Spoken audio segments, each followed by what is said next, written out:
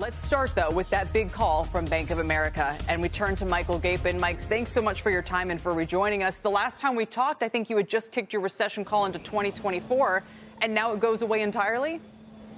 Yes. So thank you for having me on, Kelly. Yes, I think we've seen enough, at least in the resiliency of the data, the upgrade to prior growth numbers, the very solid GDP numbers. But they're also happening in an environment where wage growth is moderating and inflation is moderating. Now, that's only happening gradually.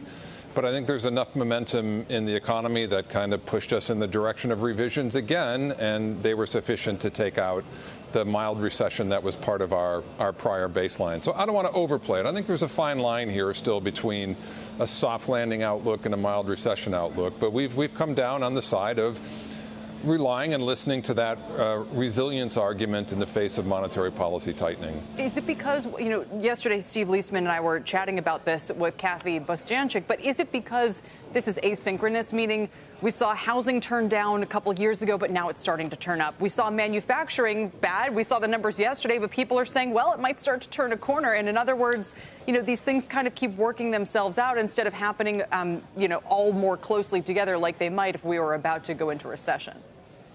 Yeah, exactly. And that's a very good way to characterize it, is like rolling softness. So we do think, for example, growth slows down next year and the consumer does slow down.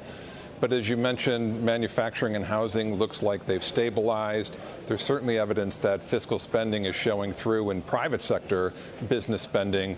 So you could get these cyclical sectors that were really weak and retrenching last year to support the outlook and, say, offset some of that slowdown on the consumer level. So maybe the lags are both short and long for monetary policy. But that's a good way to put it. Well, the other thing, as someone, and I know, listen, but the leading indicators, right? There's so many things that are happening that still feel like, I get the delay in the call, but what happens if we had the kind of the rolling downturns, but then we actually have the event, right? That's what I can't quite figure out is, are we going to spin this forward 6 months and go, well, obviously look at what the senior loan officer survey was telling us, or, look at what these other signals were warning about. That's right. I mean, there are still concerns to the downside. And I would say all we've really done, we moved from thinking mild recession was most likely to soft landing was second to reverse those. And so certainly you can argue how long the rebound in labor supply is going to go. So maybe labor market tightness comes back. Loan growth is indeed slowing. Does it continue to slow? Do we get a soft credit crunch next year? There will be rollover risk as time goes by with corporates resetting at higher rates. So there's still a number of things to be concerned about. I would just say, given what we've seen so far this year, I just thought it was time to reassess the view.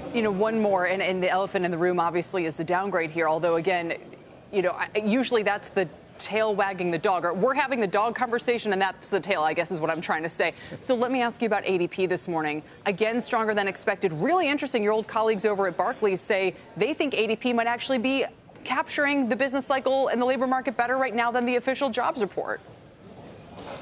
Yeah, I would put us on the other side of that, at least in predictability of the immediate number in front of us. It just hasn't done a good job in the past. Last month was a great example of that. Certainly, I think over long horizons, the two match up and you can get similar views. So I'm not saying, the ADP data doesn't give us any kind of information. I'm just looking at it in terms of predictive power. It's not something I typically look at.